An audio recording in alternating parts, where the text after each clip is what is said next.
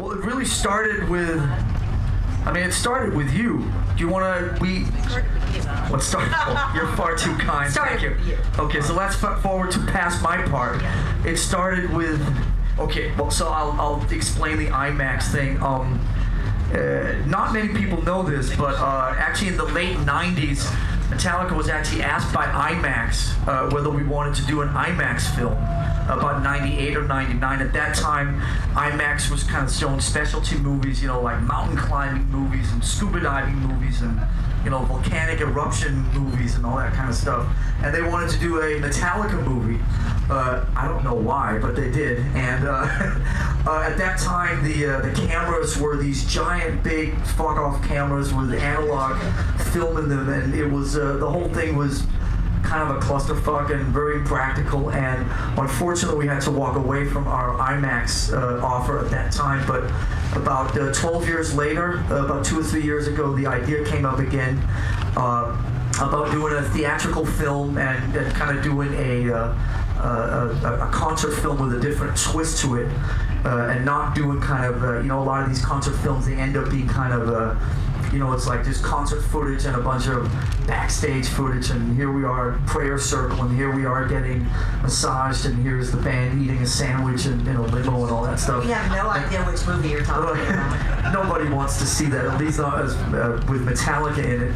So we kind of had this idea that we wanted to do a narrative, with, you know, a story, and have, you know, actors and storyline and all this kind of stuff set against a movie, set against the background of a concert, excuse me. And we went in search of trying to find a producer. And the phone rang, and Charlotte answered it, and now you're sitting here 2 years later. It's amazing. No, it's amazing. I got a call from Cliff Bernstein. Our manager. Actually, their manager. Yeah, Cliff said, hey, you want to make a movie with the band Metallica?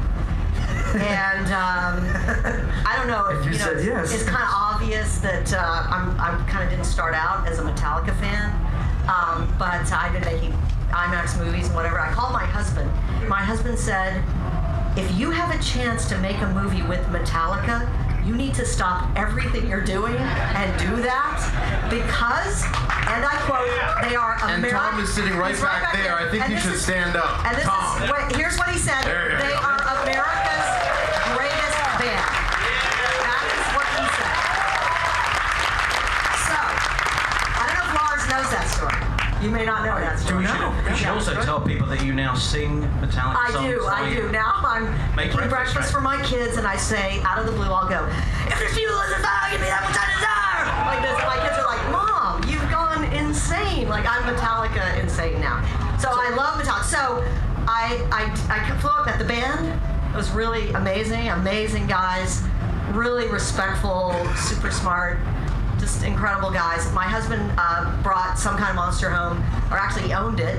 He screened it for me before I flew up and met you guys, and it was amazing. Then I flew back and met the management, and yeah, the rest is history. Let's bring it down one notch. What do producers do in films? Explain to us what producers do. Well, the first thing that we did was learn that you guys had already built a stage, which the stage, it took me a year to figure this out.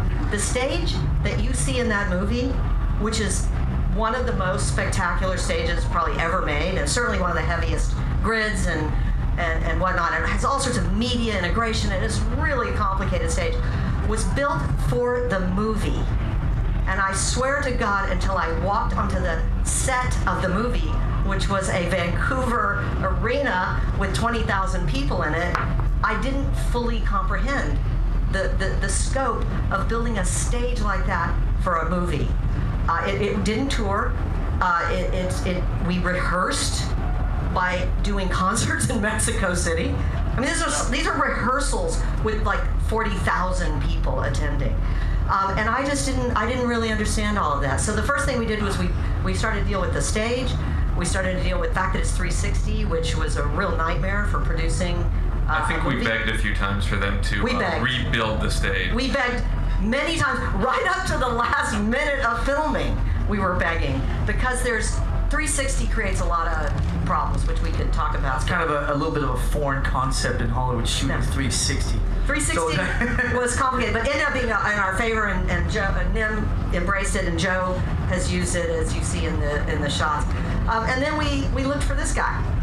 That was the next thing was basically finding a director. Number one important job was to find him. So we needed we knew we wanted to intervene a story, a narrative as it's called, into a concert, but we didn't know what the story was going to be, and we didn't know how to do it. So I interviewed a few directors in Hollywood who all looked at me like I came from Mars, and most of them were also huge Metallica fans. Let me just tell you.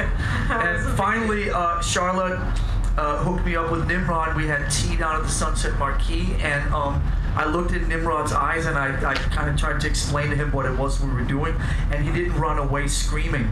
And so I figured that was already a plus, and then he looked back at me with his little bit of a glimmer, kind of a hint of madness in his own eyes, and I said, we may have found our creative partner here.